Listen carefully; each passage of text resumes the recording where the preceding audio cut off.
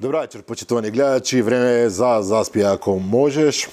Морам да признам, вечерашта најава секогаш ми е најинтересна, секогаш затоа што зборуваме за редовната месечна рекапитулација. Овој пат сме практично четворица домакини, ко-домакини, ако така можам да речам. Првиот, јас Драgan Милосављевиќ, морам да признам, малку сум претепан на малски баскет, меѓутоа ќе преживеам, за разлика од мене. Очигледно дека колегата Горан Момировски имал одличен ден, повеќе од расположене. И нашите двајца ководители, како што реков за вечерва, секогаш воздржаниот универзитетски професор, господин Алџидас Даскаловски. Добра вечер. Да.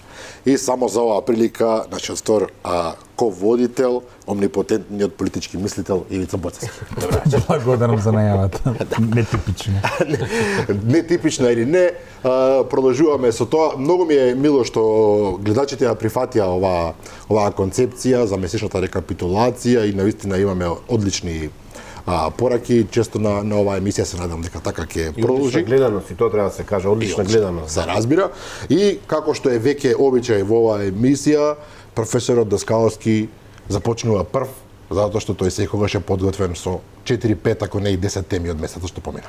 На македонската политичка сцена овој месец главната преокупација, главни две преокупации беа така наречениот договор со Бехтел и Енка и политичките случувања околу идните парламентарни избори. Односно сите оние прегрупирања, калкулирања кој може да биде кандидат, кој не може да биде кандидат во власта најмногу. Она што е битно за Македонија е регионалната политика, се разбира, и она европска политика. Тука се случуваат два големи самити и една голем форум безбедносен. Самитот во Рејкјавик е на Советот на Европа, таму учествуваме и ние, се разбира. Сега има еден самит во Молдавија, во Кишинев, тоа е самитот на Европската политичка заедница. И третиот голем настан каде што имавме учество на премиерот и министерот за надворешни работи во Братислава, така наречениот Глобсек безбедносен форум. Тие се вака што мене ми дадаа впечаток, мислам дека може да провериме и со амбасадорот дали има уште некоја тема која што му била битна за овој месец, па да почнеме со конкретни дискусии.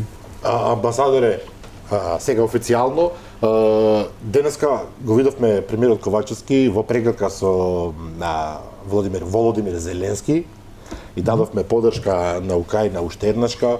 Рековме и дека сме подготвени да потдржиме членството на Украина во НАТО. Ова е интересен момент, затоа што Германија официјално, Аналена Бербок вели, не може да се прими држава која што е во војна во НАТО. Ако сме реални, американскиот став сега е таков, додека е таа држава во војна со Русија, тешко е дека може да влезе. Меѓутоа интересно, Македонија и другите помали членки на НАТО даваат, да не речам бланко поддршка дека Украина би требало да влезе. Да, мислам дека реал политиката дава јасни димензии колкава е моќта на Македонија во алијансата. Формално правно сите сме исти. Формално правно сите сме исти, меѓутоа во реал политиката важи Некој е поисто други. важи она од животинската фарма на Орвел. Некој малце поеднаков од другите, така што претпоставам дека сето ова е дел од изразувањето поддршка кон Украина во војната која што во моментов се води на нејзина територија, поддршка од Украина од сојузниците, така што тоа го толкувам на тој начин. Тоа зашто сакам да зборувам и што навистина малце ја крена температурата, кога веќе отвараме се надворешната политика, тоа би биле вчерашните настапи на Глобсек во Братислава. Ако сакаме да водиме емисијата кон една комична оперета, условно кажано, можеме да го коментираме настапот на нашиот премиер. Но мислам дека е далеку по-сериозна оваа група и дека можеби треба тука да разгледаме некои од точките кои што беа представени од дел од говорниците, а кои што се поврзани со европската интеграција и на регионот и на Украина, односно можностите за нивно забрзување, завршување и така натаму. Тука зборуваш за предлогот на фон дер Лајен, односно идејата на фон дер Лајен за забрзување на пристапот, иако тоа е некако така меѓу редови кажано, со 4 столба, кои што главно се однесуваат на повеќе сплотеност финансиска во регионот, па повторно кон онаа приказна регионот заедно би инклинирал кон Европската Значи, унија. јас ќе пренесам една вест која што во моментов се пробива во исти европски кругови, ако можем да Добро. кажем. Таа веста е следната. Веста е дека наводно се до почетокот на руската инвазија врз Украина, дека условно кажано европските ветувања биле празни ветувања. Меѓутоа никој немал храброст тоа да го каже толку храбро пред граѓаните и пред своите колеги од земјите од Западниот Балкан и се разбира од пред светот. Но дека нештата се менуваат по почетокот на војната, затоа што е потребно, условно кажано, нешто конкретно во делот на европската интеграција да добие Украина, но да добијат и земјите од Западниот Балкан. Затоа зборуваш и Макрон. Да. Меѓутоа, добро, тој не зборуваше вака како што јас тоа го кажам, Добре. јасно. Ова е фин превод. Да, ова е фин превод, условно кажано. Макрон направи уште една работа за која што треба да му се честита, значи без разлика на се, тој сепак доаѓа од француската политичка традиција која што има една многу силна реал политичка црта. И вчера имаше, можеби најблиску дојде Франција до едно извинување за незиниот однос кон Источна Европа во последните 20 години. Тој ја парафразираше изјавата на Жак Ширак, кој што кажа еднашка дека земјите од Источна Европа пропуштија извонредна прилика да замолчат. Тоа беше она кога цела Источна Европа ја поддржа американската инвазија врз Ирак. Таа поделба стара нова Европа кога се. Поделбата на стара нова Европа. Вчера Емануел Макрон кажа дека Франција и останатите земји од стара Европа, ако можем така да кажем, пропуштија многу извонредни шанси да ги сослушаат своите партнери од Источна Европа. И ова е една убава порака. Добро, но моделот за нас. Моделот за нас ме интересира. Макрон вели, го слушав внимателно вчера, вели ниту е фер да ги држиме до бескрај во чекална, како што се случува со Турција, ниту па е фер да им кажеме луѓе не бива работата и сега ќе бараме некоја формула која што на извесен начин со некакви, како да ги наречам, предигри, не знам, со полуквалификации би ги внеле овие земји во Европската Не да унија. ја динамизираме мисијава, нека продолжи да Се разбира. Вака се, значи, кој сака може да ги види сите излагања на Глобсек, меѓу кои излагањата на нашиот премиер и на министерот на дворешни работи. Она што, например, го зборува министерот на дворешни работи, веќе убав речник, знае како да се постави, знае фразите, знае кои се темите, човек би рекол, идеален министер на дворешни работи. Иако вчера зборуваше на Глобсек завчера, поточно, како да е член на ВМРО-ДПМН. Како добро, рече, да. барањето на Европската Унија за промена на уставот сега, откако не е закопана живата рана од Преспанскиот договор, да. како да копате во живата рана.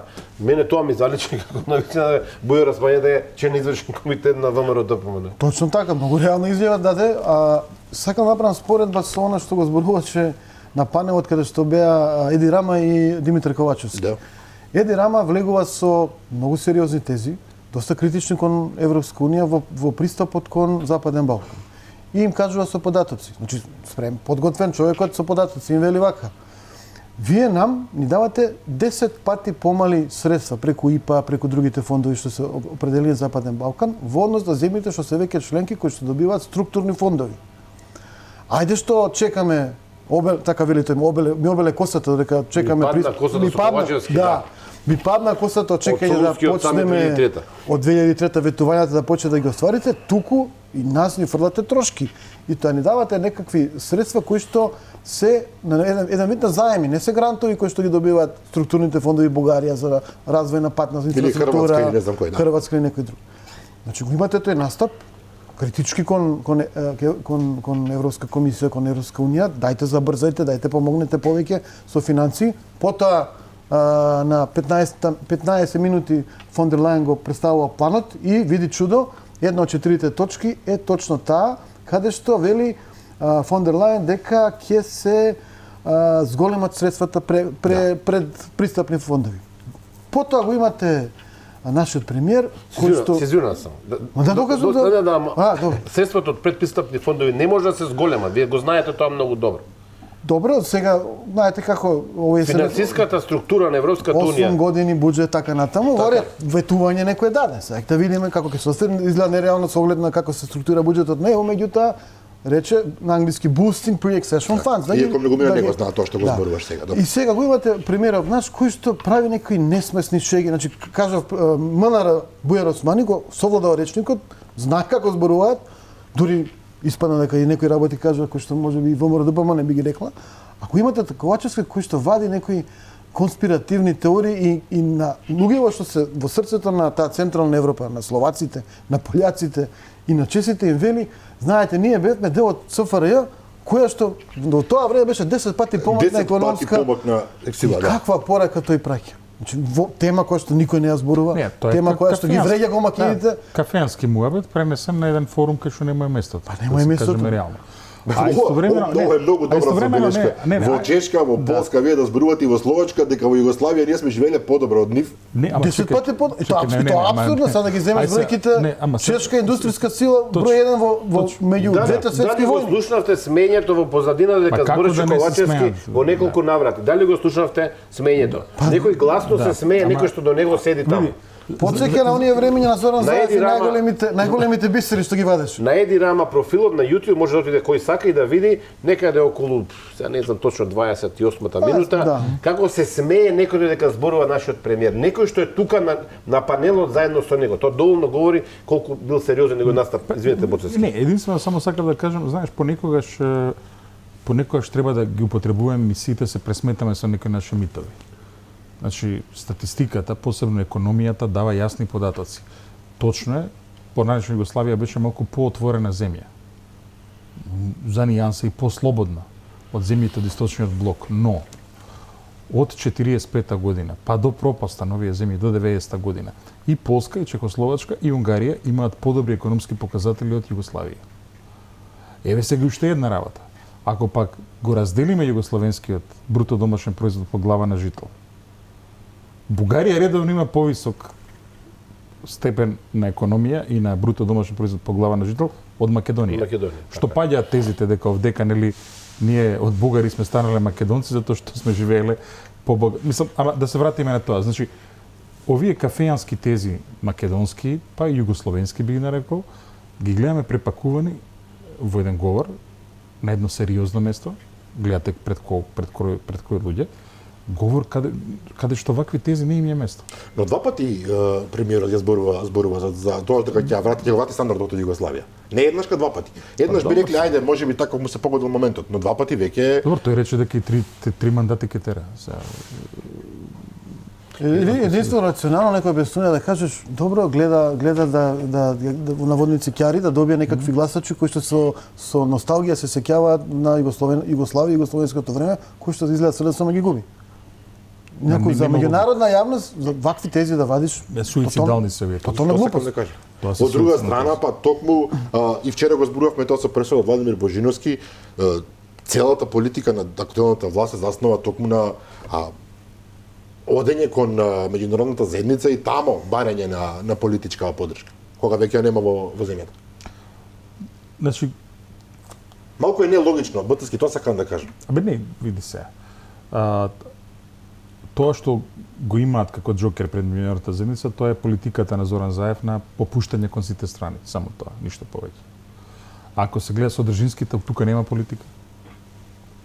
Еве, сега велике сме биле вика изолирани, како период од 2006 до 2016 година. Да. И ова ќе биде стварно, например, ова е за светска историја една многу интересна ситуација кога една изолирана земја добива визна либерализација за половина свет. Тоа е вака еден пример за на пати повисок степен на почеток на преговори. Не, меѓутоа, значи како што реков, ова е една оперета комична која што веќе никој не сака ни да ја гледа. Но ние анализираме дека можеме да анализираме. Вчера премиерот премолче на северно-македонски премиер. Го премолче тоа. Па не им е значено бе Горан. Тие го премолчуваат и тука и таму. Нема е значено. Вие гледате ли дека и Ковачевски и многу други представници на владата во последно време забораваат на северна, пишуваат само Македонија? Како не им е? Тоа е сериозно прашање. Но едно друго прашање сакам да ја прашам вас. Сакам да ја прашам вас. Сте биле вице-премиер за европски интеграции. Од 2019 година Макрон става вето на Македонија и сега после 4 години доаѓа во кај дае Рејкјавик и било каде Молдовија, не е важно, и се гушкаат, се бацуваат со Ковачевски, со Османи, и вели да, ние имаме направено некакви грешки кон источните земји, но не се извинува за тоа што ја блокирал Македонија пред 4 години. Па добро се, Горан, после самитот во Букурешт, на светските самити, кој беше највесел кога среќаваше со македонци и највеќе ги го искаше и најнасмејан? Макрон ја блокираше Македонија во 2019 година по сменето уставно име и устав. Добро, после 2008 година и ветото од Букурешт на меѓународните форуми, најнасмејана беше кога среќаваше со нас Дора Бокојани. Добро, се разбира. Се разбира. Ја не ги читам тие работи околу значи Франција не го коментиравме со тебе во емисија, коментиравме еден приватен разговор. Излезе на бриселскиот сајт Политико или што излегува на дневен преглед дека имало средба на Атлантската група на Европската унија. Тоа е горе-долу старата Европска унија од 12 земји. Каде што во контекст на нашата европска интеграција беше кажано дека овие земји членки, тука се најсериозните играчи, не гледаат дека е можна да дојде до проширување пред да дојде до внатрешна реформа во поглед на одлучувањето на Европската унија. Околу внатрешната реформа постои една франко-германска група која што во моментов циркулира некои идеи, меѓутоа далеку е било што од процес кој што ќе се придвижи и кој што ќе заврши со решение. Нема ни non-paper, нема никаква неофицијална најава, нема. Во моментов нема. И се ние треба да ги читаме, овие најави. Но власта вели 2030 година имаме одлични шанси да влеземе во Европската унија. Власта вели 2030 година заради една едноставна анализа. Таа анализа се темели ми се чини на еден факт, горе-долу факт, дека сите кога се пресече дека земјите треба да појдат кон Европската унија, процесите на завршување на преговорите беа завршувани во една комисија, во мандат на една комисија. Еве, гледате, например, сите проширувања што се од овие јужните, кон Грција, Шпанија, Португалија, па навака. Па дури и претходните. Горе-долу тоа е тоа правило на една комисија. Зошто е тоа така? Затоа што реално кога вие имате желба една земја да ја интегрирате, вие не може тоа да го влекувате во недоглед. Прашањето, ако имате желба, ако некој има желба. Добро, се враќаме, само извини, Жидас, да се вратиме тука на таа тема. На Глобсек имаше еден интересен настап на австрискиот министр кој што условно убаво кажа дека проширувањето било од секогаш една геополитичка одлука. Алатка мислам дека рече. И сега зошто е тоа така? Ќе објасниме. Грција влегува во Европската унија не заради друго нешто, за да се стабилизира младата грчка демократија, која што е раздрмана од еден жесток воена хунта од полковниците. Шпанија и Португалија, после 30-40 години недемократија, исто така влегуваат во Европската унија, се стабилизираат. Исто да се случи со земјите од Централна и Источна Европа. За жал да видиме кои изостана од оваа работа. Изостана Турција. Изостана земјите од Западниот Балкан. Еве ги сега овие земјите од Источното партнерство. Значи, одеднашка може ли геополитичкиот момент, тоа сакам да го прашам професорот, бидејќи пред се му е геополитиката главна преокупација, може ли србите велат нужда закон менја? Значи, може ли тој овој лом што се случува на геополитичката сцена, очигледно, за нас на некој начин да биде, можност ни да се кајки да не примат побрзо? Види, значи имаше изјави председателот на Црна Гора вчера, кога тој замислува Црна Гора да влезе во Европска унија. Новиот председател, да. Новиот председател, добро. Тоа Европа здај, Европа сега, да. Изјави на Ковачевски, изјави на Јаков, изјави на Вучич се небитни. Апсолутно небитни. И тие на овие форуми се декор, каде што го кажат нешто паметно, ако дадат некоја добра идеја, супер.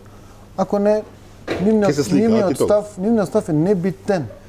Она што е битно, како се позиционира Европска унија во однос на Македонија и Западен Балкан и, најновото, како се позиционира во однос на Украина. Сега, што кажа Урсула фон дер Лајен? Рече, повеќе средства, не знам како. Рече, да се фокусираме на регионална економска соработка, не е нивна ингеренција, како тие можат, почна со Отворен Балкан, самиот регион нешто да прави. Рече, да го забрзаме и да им овозможиме влез на единствениот пазар, single market, убава идеја, пред едно време председател Пендаровски ја одби. Да. Се сеќавате? Европска економска заедница беше тоа предлогот за Европска. Ама тоа е тоа. Меѓутоа тоа е тоа. И четврто рече да се продолжат фундаменталните реформи, владење на право и корупција. Што кај нас не постои. Напротив, назадуваме и не е веќе ни предмет на дискусија. Сите го знаат и сите извештаи го кажуваат истото. Значи, на некој начин повторно го става Балканот, Западниот Балкан во еден наратив кој што не е суштествен. Она што беше суштествено е, да речеме, за министерот за Европа и за надворешни работи од Австрија, кој што си призна, доста не ќе гледаме членови, запирки, правни документи, да бидеме толку строги, кога знаеме дека реално процесот од стартот е геополитички и ние треба да се вратиме на таков процес.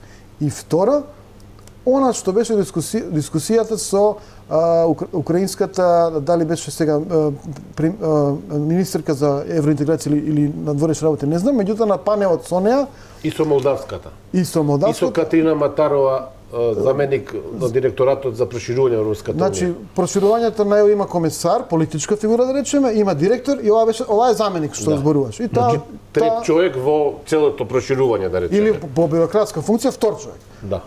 Како и да е, таму разговараат и таа вели на украинската колешка, ние не можеме да ме примиме додека земјата нема контрола на територијата. Добро, некој ќе каже контра тези Кипар, така, вака, не е битно, во ред. Добро, битно е, како не е битно. За Кипар Европската унија премолчи, го прими половина Кипар. Сега за Украина официјално Кипар е примен цел, меѓутоа да не одиме од тие детали, туку да кажеме поентата. Која е поентата? Вика, тоа ако не се среди не можеме да примеме, меѓутоа што може да направиме и ќе го правиме, ќе го забрзаме процесот. Сега видите земја која што пред 4 години беше најкорумпирана во Европа, со сите можни извештаи, земја која што најсиромашна во Европа, може Молдавија, не знам, тука некаде, одеднашка стана кандидат за членство, стана заедно со Молдавија, Грузија не стана. И сега тие велат, процесот ќе го забрзаме, иако со територија треба да видиме како ќе се завршат работите и дали очекуваме и ние тука победа на Украина во однос на руската агресија. Сега, тоа е еден момент кој што ние треба да внимаваме, кој што може да ни, како што вие прашавте, може да ни даде во некој момент игра, што би се рекло, да пробаме и ние некако да влијаеме и Западен Балкан да биде ставен на таа нека брза рута на проширување. Инаку, како што ви кажав на почетокот, нити Вучич, нити Рама, нити Ковачевски, нити Дритон во Црна Гора имаат некое влијание или имаат сознание колку брзо тој процес ќе се одвива. Се случува ова што се случува на северот на Косово. За некого изненадувачки, за некого не. Меѓутоа се случуваат тензии, се случуваат немили настани тамо. Завчера прв пат слушнавме неколку остри реакции од Европската унија и од САД кон косовски представници, нешто што не се случувало. Ако планираш да идеме на Косово... Не, и понатамо е во овој контекст. Колку може тоа што се случува на Косово... Треба да му даеш збор, на вистина најмалку зборуваш. Не за збор. Контекстот е важен. Косово е малку настрана. Сакам да го поврзам ова што случуваше во Братислава пред се на Глобсек со оно што се случува во Македонија. Нешто за што ние разговараме подолго време, правиме еден подкаст пред неделна дена, што е причината за толку силниот притисок што се прави од страна на меѓународната заедница врз ВМРО-ДПМН да попушти за уставните измени. И тука сите имаме различни ставови, нели, дебатираме околу тоа и јавноста стварно се прашува, гледам дека и други медиуми сега го преземаат прашањето и се прашуваат зошто толку ваков сериозен притисок немало многу долго време, од 2014-15 година немало кон некоја македонска политичка структура во ситуација во ВМРО-ДПМН. Дел од објаснувањата беа дека може да се случи рапиден влез на Украина во процесот, финална фаза на пристапување, со политичка одлука секако, и дека тоа ќе го натера Европската унија или Европската унија ќе искористи Украина за да ги протне и сите земји од Западниот Балкан во Европската унија, зборуваме за некој период од 6, 7, 8 години. Но ова што го кажа Катерина Матарова, таа втор бюрократ во Европската унија на тема проширување, е диаметрално спротивно на тоа за кој што овде зборуваат и некои луѓе од власта. Дека Украина е тој импетус или како да го наречеме, кој што ќе го натера Брисел и Македонија побрзо. И ние сега треба да го смениме уставот, да влезат бугарите натре, заради тоа што да го искористиме возот со Украина. И тука овдека за мене беше важно дека оваа теза паѓа, дека притисокот врз ВМРО ДПМН и другите што се против влез на уставот, тоа се 80% од македонците во Македонија и во светот се разбира, треба да попуштат за да го искористиме тој момент. Таков момент едноставно нема и тоа го кажавме не ние, туку го кажува вториот човек во Европската унија одговорен за проширувањето. Затоа ние ќе треба да продолжиме понатаму да бараме одговор на прашањето зошто се случи овој притисок, но се чини дека тоа подоцна текот на емисијата ќе разговараме. Мене беше интересно, мислам дека на српски некои медии го прочитав, дека на нашите представници, на македонските, на српските, од Европската унија им било предочено дека Украина напредува објективно во процесот демократизација, не знам, либерализација. Сега, да бидеме искрени, немам ништо против Украина, но меѓутоа Украина земја во војна со огромни проблеми не може да се демократизира и да сака. Добро, излезе еден таков брифинг, го видовме тој брифинг и тој исто така го сваќам како еден дел од оваа. Пак во таа емисија, во тој подкаст што го теравме, Горан го нарекоме тоа сложувалка, условно кажано. Така што овој притисок го разбираме како дел од оваа таа сложувалка сега што се прави околу Украина, кој што веројатно има две причини. Првата причина оди кон тоа Соединените американски држави да ја чуваат својата коалиција во истрој, дисциплинирано, тоа е едната.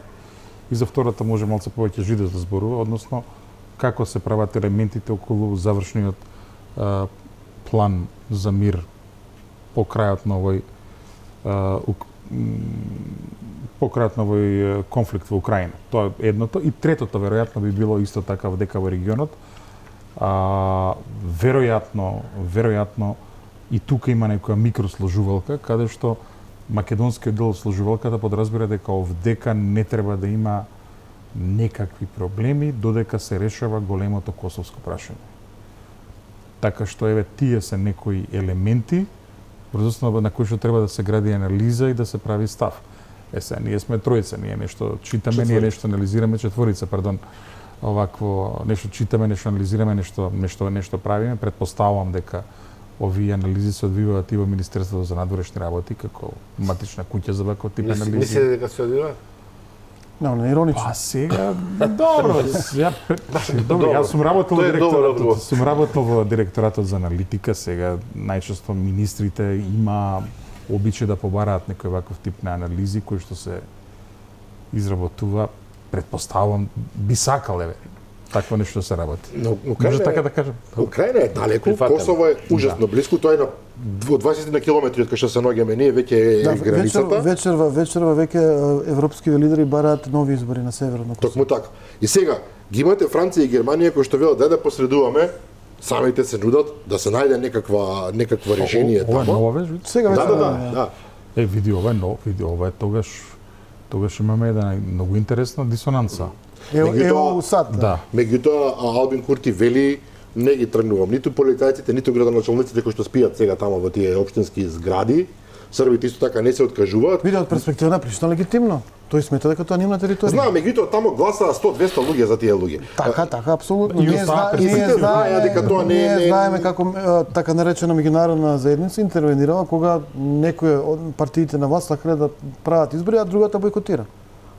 Обвинувале дека нема да бидат легитимни и со право, значи не може избори без опозиција. 300 или избори како тука, истата логика е. Имате избори каде што гласат во една општина 1%, најмногу во Северна Митровица 5%. Не се легитимни, очигледно се израз на расположение на гласачите. Но веднаш ги призна. Кој ги призна? Сад ги призна. Сад ги призна, да. Па јас мислам дека сад се прашува. Но добро, мене ме интересира контекстот со нас. И затоа инсистирам на ова. Денеска министерот за внатрешни работи за Горан Мелениот Оливер Спасовски вели дека нема шанси да се прелее тензијата од тамо кај нас, некој смирување на граѓаните во ред. Проценка на МВР е дека нема шанси тоа да се прелее, меѓутоа многу сериозни аналитичари велат дека при некое премешување на картите тамо и отстапки кои што можеби Приштина ќе мора да ги даде на србите во Митровица, во Звечани и тамо кои се тие општини, ќе бара порамнување повторно на наша територија. Значи ова се некакви Значи, тези. Овие тези се заснуваат и на две пораки што стигнаа, сега нели малце тешко да се каже тоа, меѓутоа од Кина и од Русија. Сергеј Лавров рече пред наши очи се случува можна експлозија во центарот на Европа, а денеска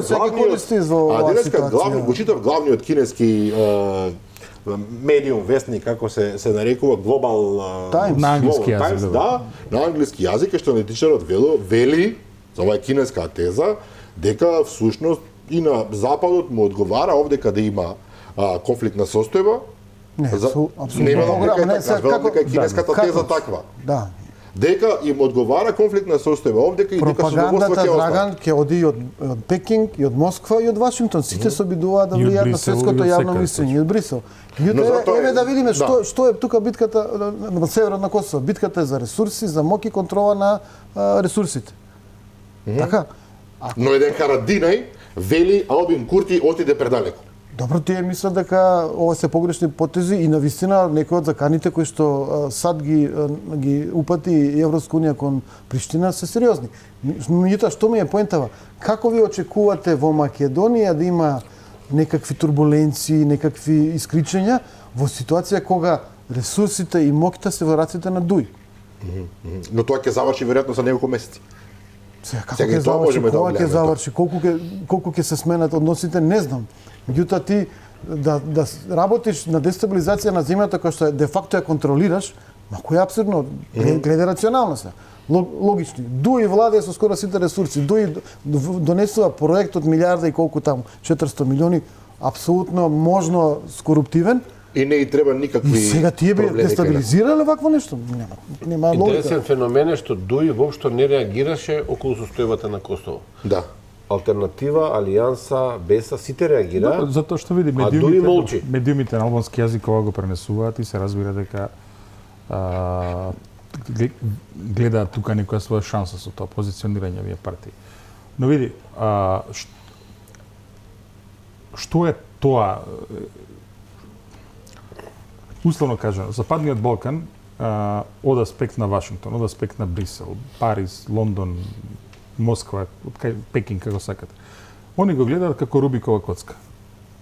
И знаете, кога ја местите Рубиковата коцка, ако мрднете една страна, ги мрдате фактички сите 6. Тоа се она споени садови што ги да, системно споени садови, ако можеме да го наречеме. И сега, токму заради тоа, ова што се случува на Косово предизвикува проблеми и сега јас не гледам сега кој е интересот на овие големи сили инволвирани во решавање на косовското прашање, сега па да се отвараат некое ново. Нема логика тука. Во ситуација кога сите ресурси им се префрлени кон Украина. И кон тамошната ситуација. Најголемиот дел од ресурсите нешто сигурно и тука се. Па добро да се разбира, меѓутоа гротото е тамо. Да, и не е само Косово, и Босна и Херцеговина тука една друга точка од служувалката, ако можеме така да ја наречеме. Меѓутоа, еве, да се вратам, значи, притисокот, одговорот на прашањето што го постави Горан, што е клучно. Сега види, за да правиме ние анализа и во таа анализа да се поставиме најдобро за нашите национални интереси, треба да поставиме рационално прашање. Рационалното прашање вели, кој е американскиот резон за овој притисок? И еве го бараме. Го бараме во делот на устројување на алијансата, во делот на напорите за поддршка на Украина во војната против Русија, едно. Второ, правење на елементите за завршениот договор по завршетокот на тој конфликт. И трето, делот од оваа регионална служувалка што се случува околу Македонија. И тука некаде треба да го бараме одговорот на тоа каде е американскиот интерес и врз основа на тоа да го правиме нашиот план. Кога ќе се седне со американците, што треба да се зборува. И само ако можам да додадам, да бидеме свесни како и при огромниот притисок за да влеземе во НАТО со преспа и силувањето на уставот, корупцијата на претениците, усвојувањето на класат, и тогаш Грција далеку помоќен, далеку побитен сојузник на САД, Велика Британија и останатите, и денеска Бугарија далеку побитна држава за САД отколку Македонија. Бугарија која што традиционално, која фактички добива независност со руска армија, со руска крв, која што традиционално знае да биде и на другата страна на сојузите, Прва светска војна, спротивно Втора светска војна спротивно, па влегле во Варшавски договор, биле дел од Советски сојуз, едно време сакаат да бидат 16-та република на Советски сојуз, така натаму. Се уште има далеку моќни, силни и бизнес интереси руски, и културолошко, што тука не постои, нели? И политички партии. Бугарија има протести отворени за поддршка на Русија, не? Значи, кога би бирале вие да консолидирате сојузен со некакви си интереси визави на некоја земја која што мала, небитна и еднаш веќе скршена и која што може да се крши пак, сигурно ќе бирате да ја помогнете Бугарија. Сите овие работи се многу добри и добри се дискусија понатаму и овде и во други дебатни мисии и во МНР и во јавноста. И во исто време имате во Македонија една влада која што е апсолутно некапацитетна по сите основи. Организација на администрација, организација на јавни набавки, ако сакате, за мене најголема вест на месецот дека не знам точно сега кој го објави тоа, над 400 милиони евра во Македонија се дадени на тендери во 4 очи без јавен повик, без јавен конкурс. Тоа е нешто што ние, за жал, во емисијава се занимаваме со Сречко Пововски, што не е навредно, што манипулирал со тебе, Драган, и со мене и со емисијата. Меѓутоа, ние имаме многу посериозни работи. 400 милиони евра дадени во тендери со 4 очи. И во таа насока само да додадам, исто е битно, као пет елемент во ова што го почна амбасадорот, податливоста на елитата кон интересите на некој друг, а не кон сопствените граѓани, сопствената национална политика. Значи, кога имате политичари кои што зад себе имаат низа на коруптивни скандали или можно корумпитивни скандали, кои имате политичари кои што немаат кадарност да владеат, да управуваат, па да донесат инвестиции како во едно друго време, па да создадат стратешки партнерства и Запад и Исток и така натаму, кога имате таква една елита вазалска, многу полесно се на некој начин предавате во борбата на националните интереси. Кога имате, например, во Косово, ако веќе го спомнавме Косово, елита Хашим Тачи, гледате дека сега има процес против него. Имате елита Харединај, имаше процес против него, па умираат сведоците и така натаму. Значи, луѓе кои што на некој начин за нешто може да ги фатите и да ги оценувате. Сега го имате овој легитимен пример, сите кажуваат и косовски и српски аналитичари, професори, академска заедница, ни грам од корупција. Има идеи, се бори за нив, легитимно. Меѓутоа не може да му влијаете. Нити па сака за се да биде послушни. Се бори човекот. Вие имате овде елита која што обременета од скандали. Да, во Македонија. Уценета за Македонија, се зборам за Македонија. Обременета од скандали, уценета и податлива само да слуша и извршува. Најнеспособна во историјата. Сега па кажи па кој е проблемот на поддржувачите на таква една елита. Не, терај, кажи. Да. Проблемот на поддржувачите на таква една елита што мора да се вложат сериозно и сите можни ресурси да одржуваат во живот. Но што е тоа? Мазохизам? Тоа е некаков облик на автодеструкција, не разбирам. Клиентелизам повеќе. Не зборам за овие што ја поддржуваат од надвор, не за овие внатре. Јас зборам за овие внатре. Да, денеска дури и само Филип Мухич. И за нив е едно страшно губење на енергија. Од друга страна, морам да кажам дека сепак и просторот за игра на меѓународните поддржувачи на оваа врхушка е ограничен, затоа што на тлото на Европа не може да е до слом целосен на демократијата. Ако гледате што се случува со јавното мислење, еве денес имавме еден интересен настан со Жидас, кај што следевме една работа која што не изненади, еден набој што се јавува во јавноста околу прашањето за уставните промени. Јас едноставно не знам како е можно во демократски услови да се одржи оваа врхушка на власт. Невозможно е. Во моментот кога граѓаните го даваат својот суд, судот нема да иде кон уставните промени. И нема да иде кон оние што ги поддржуваат уставните промени. Дури беше ние поаѓаме од една таква позиција, ние сме противници на уставните промени. Меѓутоа, денешниот набој што го забележавме кај многумина во Македонија, кој што еве да речеме не би требало да имаат еден таков набој, нас не изненади. Да, така што зборим за пронеши приврзаници на оваа власт? Па не можам тоа така да го наречам. Може би луѓе кои што објективно припадници на слоеви во општеството кои што не би ги сместил во таборот свој луѓе, да речеме свој луѓе. Па и луѓе од шарена револуција, луѓе продажувачи на СДСМ се против. Да. Дали Филип Мухич е свој човек? Се работи за познат филозоф кој што пред неколку години како пратеник гласаше гласаше за Северна, денеска дава изјава, па не можете да попуштате луѓе, аман.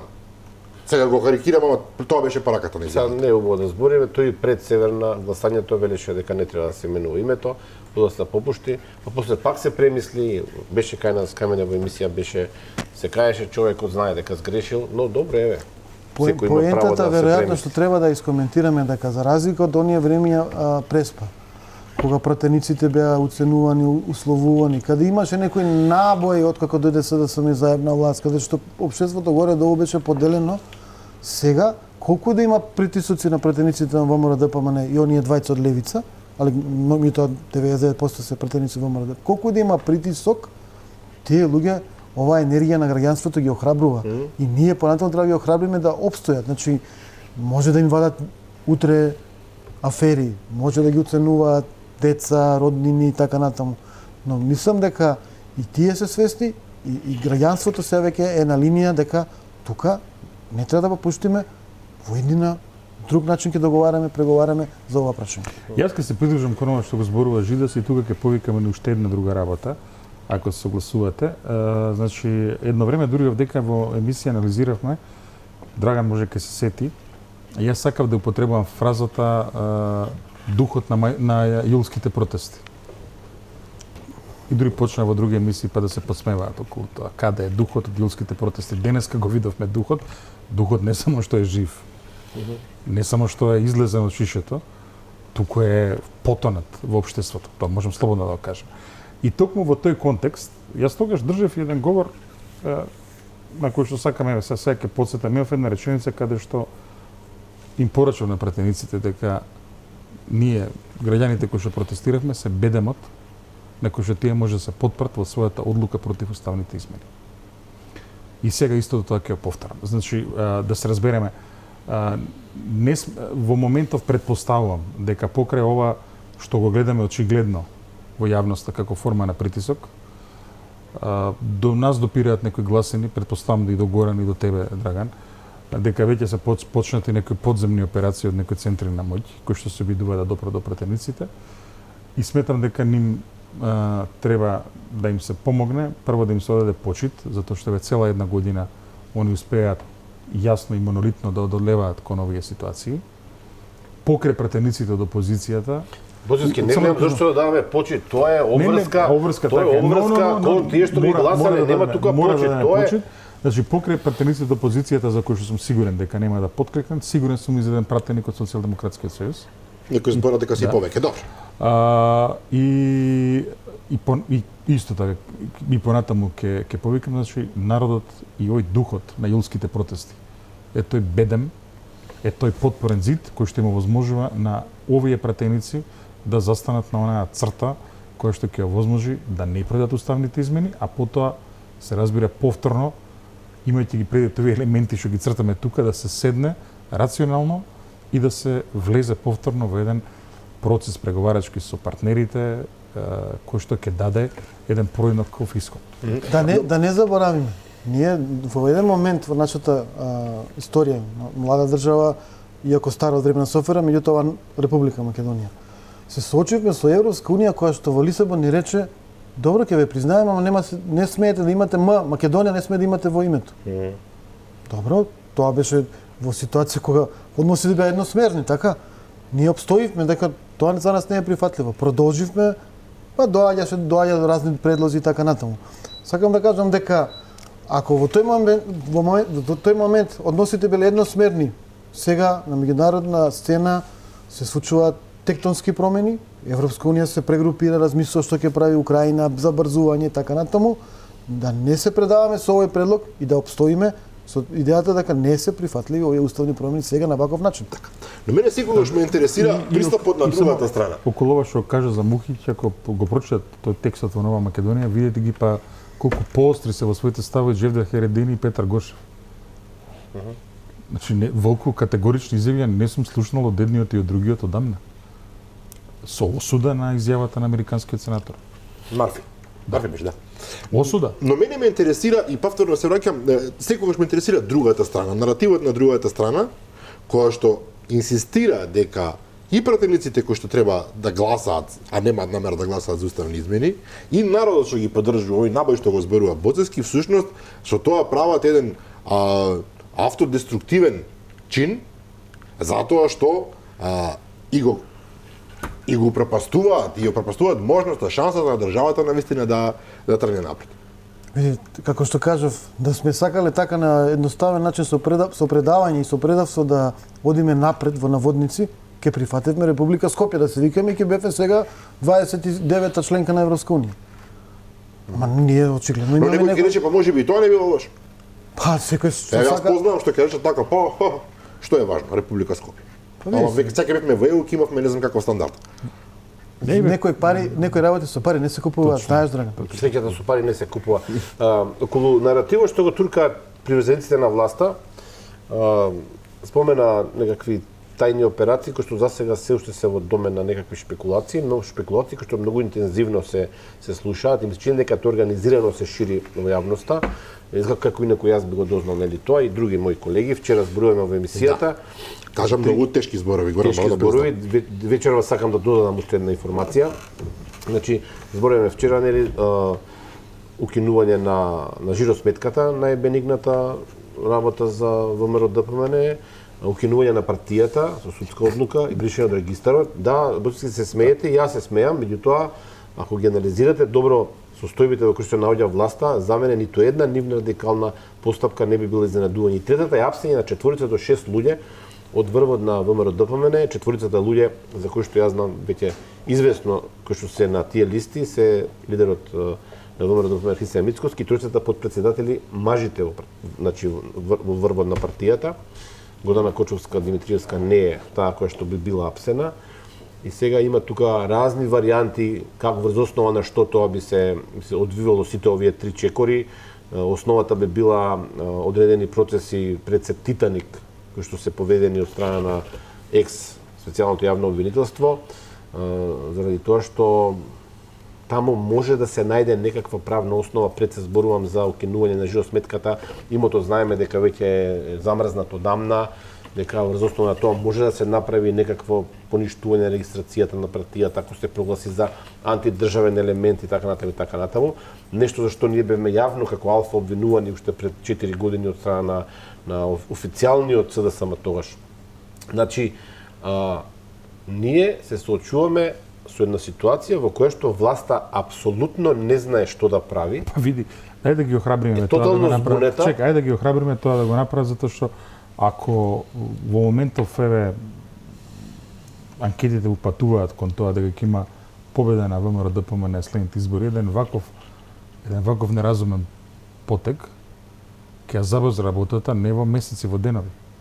Боцевски. Не само да Боцевски, ако во моментот не дозволи ми само да довршам што ми е поентата. Ако ова се случи и на ВМРО ДПМН не му биде дозволено да излезе на избори, му бидат ускратени другите варијанти кои што може да ги искористи за да излезе на избори. Да ве прашам конкретно и вас и професор Даскаловски. Ако има избори на кои што ќе учествуваат само ВМРО, СДСМ, ДУ и албанските политички партии, не знам, Левица, Максим Димитриевски, и ВМРО не учествува, што мислите, ќе завршат изборите во понеделник во 10 часот, САД, Европска унија, Германија, ќе ги признаете избори како легитимни? Значи прво да не идеш Горан. Се согласувам, хипотетичка е оваа ситуација. Ајде да тргнеме хипотетички. Ако случајно тоа го направат, јас ти Жидас и Драгче ќе излеземе со 6 листи. Четворица не можеме 6 листи. Не, ние ќе инициираме 6 листи. 6 листи да исправиме оваа неправда. Овако. И тие листи ќе победат. Уште поблескаво отколку ВМРО ДПМН што би победил ако не направат таква глупост. Добро, може ако пониште сметката. Уже ќе отвора друга сметка. Што е проблемот? Добро, еве да не отворат. Вака. Мислам, имаме историска паралела. 90-та година СДСМ ги имаше сите ресурси. Со апсолутно сите ресурси. Беше старата партија на власт. ВМРО ДПМН имаше идејата. Така? Да.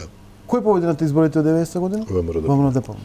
И ПДП. Само се извинувам, мораме сега да правиме файн тюнинг. Во првиот круг не победи ВМРО ДПМН. ВМРО ДПМН победи во вториот круг. Два круга имаше, на крајот заради белиот конј на кој што во Тетово, тогаш ПДП маршираше. Добро, за зошто? Како не? Добро, сега, Не е сега тоа битно. првиот Битно е, круг не победи во МРДП. битно е, не може да скрчите волјата на народот. Јас мислам дека утре ги опстат Христијан Мицковски, Александар Куткен, како се Миковски. викаат другите председатели во Муцунски, ДПМН.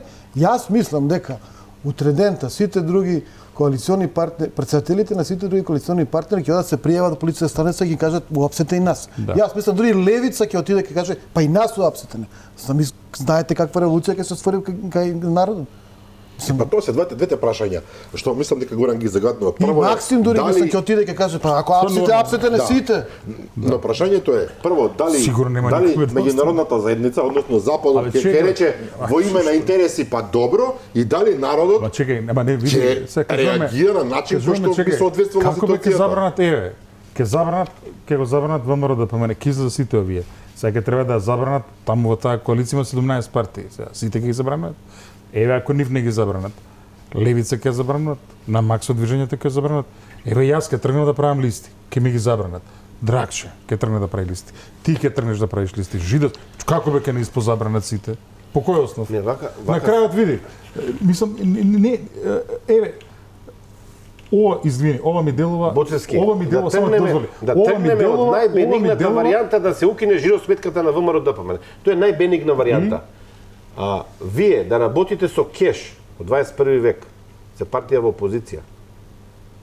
Невозможно е. Не бе граѓански листи ќе направиме, ќе Невозможно е отвориме да листа. работите, да ако сакате да учествувате Добро, сериозно на избори Ќе направиме без граѓански листи, жиросметка. ќе направиме граѓански листи, ќе им отвориме на нив жиросметка, ете га.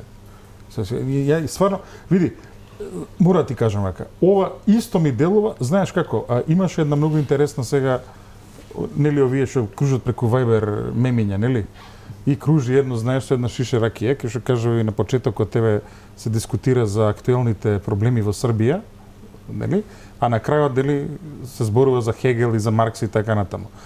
Мене ми делува дека ако земеме тоа шишево со ракија, некаде тука на почетокот имавме подобар стандард во однос на Чешка, Словачка и на во СФР, така? А тука некаде на средината сега ќе забрануваме ВМРО ДПМН.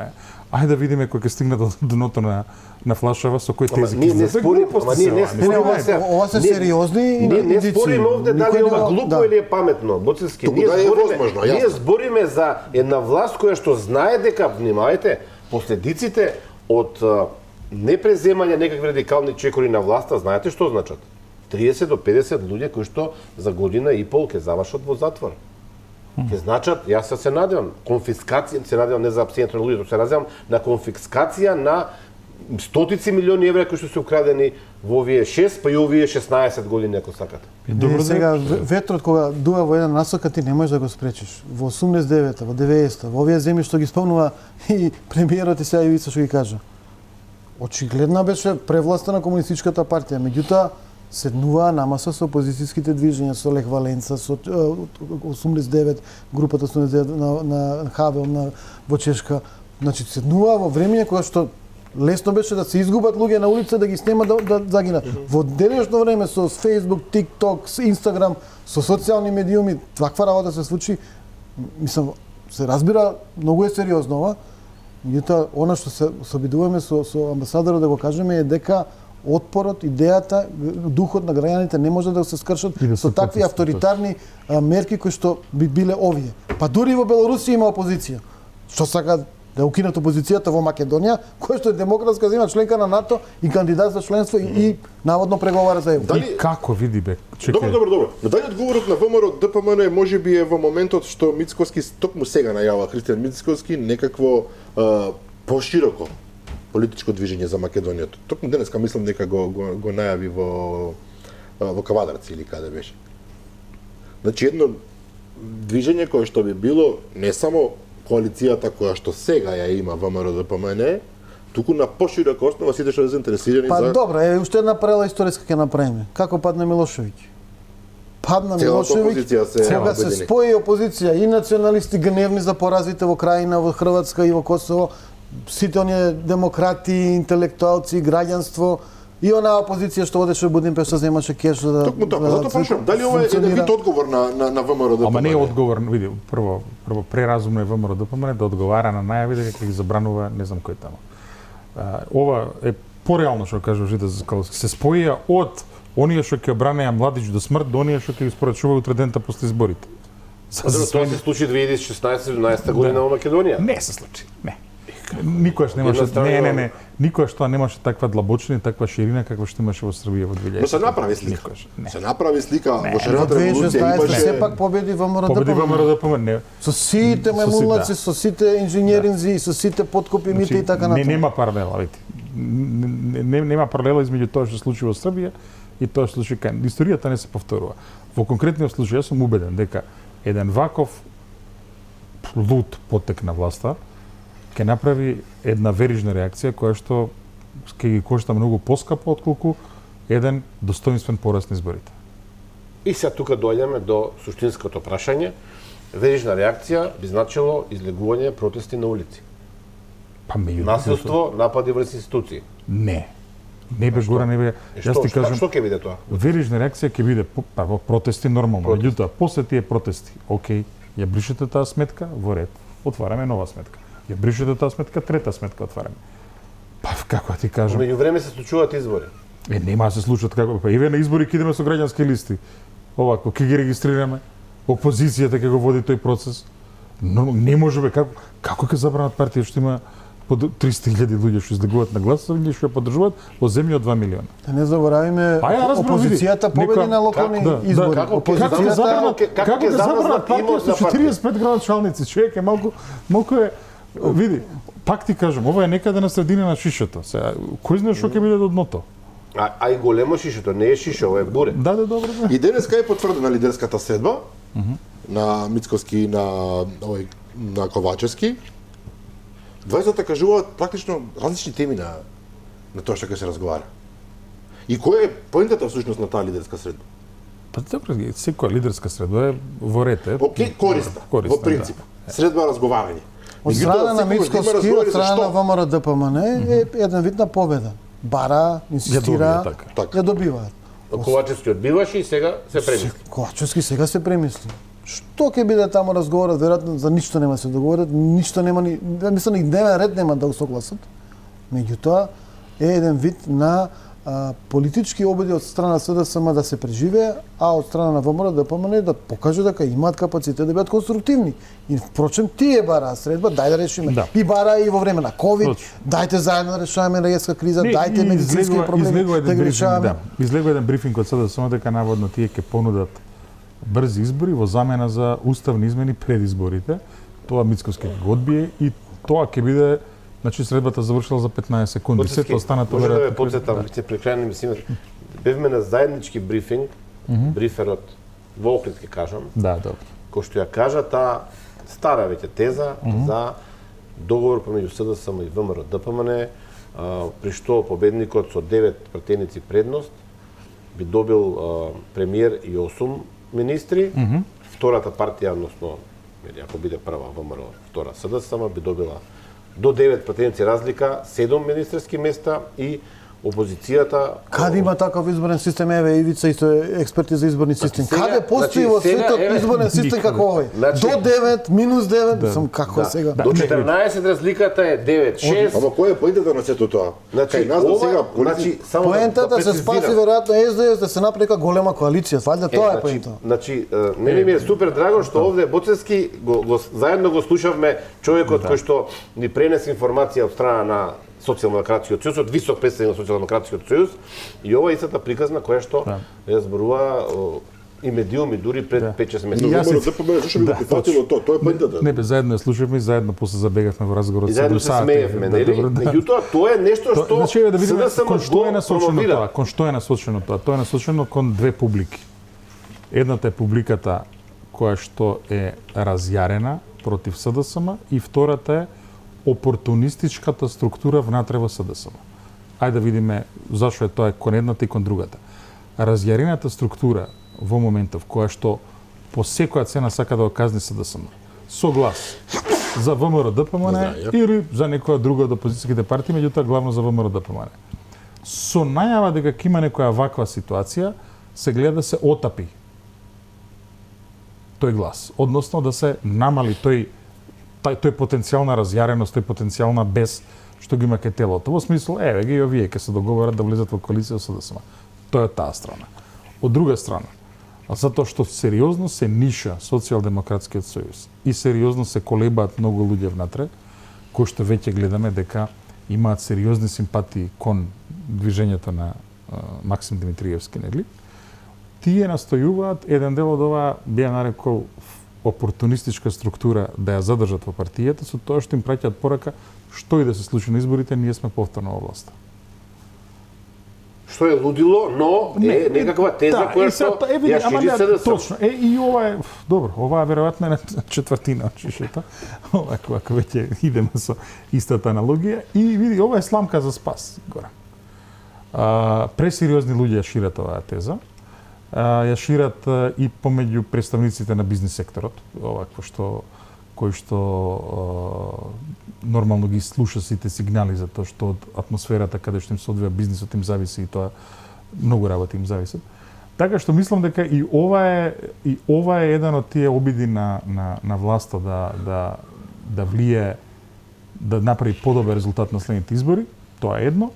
А второ, ако дозволиш, тоа не го дискутиравме, самата реторика до 9, вон 9, па еден циклус, втор циклус, трет циклус, па 2 мандати, 3 мандати, 5 мандати, тоа така ме подсетува на еден наш поранешен премиер за Малко Нобеловец и неговите комбинаторики. Не, дефинитивно, ова е идејата на Заев. На крај испадна, види, и неговата кариера испадна така, нели? Која што сега ја прифаќа СДСМ. Да, играј, како беше она, игра, па на крај се преигра, нели така? Значи, двете тези се екстреми. Да. Во принцип, ова со апсење, со не знам. А ќе се согласам со Жидас дека вакво нешто нема никаде. Значи се знае секаде во светот има избори, на крај мандатарот добива временски период да формира влада, тој формира коалиција, 61 пратеник, тоа е тоа. А овакви некои пактови и така натаму. Не заборавате дека во 2017 година беше формирана владата или мнозинството од собранието со 59 пратеници и 2 раце кренати во воздух. Малку тука сте ми. Но тоа време многу ми тврдо дека тоа време веќе не може да се повтори, тоа е проблем. Добро, ајде да видиме. Тоа е историски момент специфичен. Добро, ако така мислите, добро, еве јас се ве поддржувам во оптимизмот. Она што е интересно, ако ги следите трендот на анкети на институтот ИПИС, последниве ако ги видите, СДСМ стои на бројка која што околу 12,9-13%. Во минатата анкета имаше други 4% до прилика. Сега се појави движењево на максимум и од денешка 3,9% има тоа движење. Што значи дека тие луѓе ако веќе размислувале, ако се трнати од страна излегле од СДСМ поддршката, веќе не се враќаат таму, веќе се изјасниле за едно криво кое што си има своја агенда. Што значи дека СДСМ веќе не може многу да црпи нови гласачи, нивните политики се поразителни. Еве да седнеме да мислиме цела емисија дали ќе смислиме 5 инфраструктурни објекти што ги изградила СДСМ во овој мандат. За разлика од времето на ВМРО-ДПМН од 2006 до 2016 што било, како рековте, времена изолација. Времена изолација. Еве, кажете ми 5 големи инвестиции, електронски автомобил да не видовте. Во Тетово има се градат Но сите тие денеска имаше феноменално, морам да го признам. Ајде, најди ми. Денеска за Бехтел Јенка ископаа дупка. Ми остана во паметот од најавата на Коли Шошеле во вестите денеска во Алфа, вели до сега не беше ништо, сега ископаа и дупка. Супер. Еве инфраструктурен проект. Дупка на патот. Не знам, не е важно каде беше. Има табла со канта на Тетово, патарината која Јас знам една градинка или не, основна школа имаше во Капиште. Тоа памтам. Ајде вие сетете се има што една некој градинка во Ѓорче што пред секои избори потсетуваат дека во нивно време е изградена. Во нивно време, која време? Јас сега ти велам оваа влада. Заев, не. Ковачевски, дуот. Што има? Чекај се, школата во овој мандат беше пошта. Овде ќе имаме проблем, морам да признам, неодамна еден гледач ми напиша, тоа се да слуша на мене и на Горан, меѓутоа во случајот и на вас, па добро, луѓе добри, така пишуваше, аман кажете дека нешто добро направи. Еве се обидуваме. Еве ние само се обидуваме да најдеме нешто што објективно Реално нешто е направено, не само голи фрази. За обиколницата околу Скопје ја почна и мислам дека првиот дел Не зборуваме за оваа влада. А за оваа влада. Да, да зборуваме, вели ја постојано ја критикувате власта, ама кажете нешто дека Не, е јас направено тргнав добро. со ова. Бројките покажуваат овие што биле СДС некои гласачи од кај максимум. Да, веднаш некој ќе рече Овие се 20, фиксирани на 12-13%. Кого ќе убедат да им се приклучи? Со кои аргументи? Еве, кажи ми 5 работи граѓаните што ќе видат и ќе кажат: "Еј, браво, СДС владава, успеа или донесе инвеститор или ги изгради." За Охрид се возевме по автопатот. Ги зголеми и пензиите за нешто минимално и ја зголеми Ја укина раден тифузна. Ја укина тифузната такса, да, и ја зголеми минималната И го плата. тргна ќосето, чекај се. Малициозни. Дајде да се обидеме да најдеме барем 5 проекти да најдеме. Па јас можам сега да побарам вака по телефонот Реконструкција на патот Маврово до селото Ти ги знаеш тие места таму. Да, не знам сега дали беше до Скудриње, мислам дека Тоа е пат кој што Албанија се љути зашто не е навреме изграден, затоа што тие тргнаа да градат автопат Арберија се вика. така, да, до другата страна. Така што не е завршено нешто кој што ветиле на албанците ќе го направи. Денеска вели премиерот Македонија е фактор на стабилност и регионален лидер во енергетска транзиција. Што да значи ова? Ете фотоволтаици се направени. Сопругата на Ковачевски.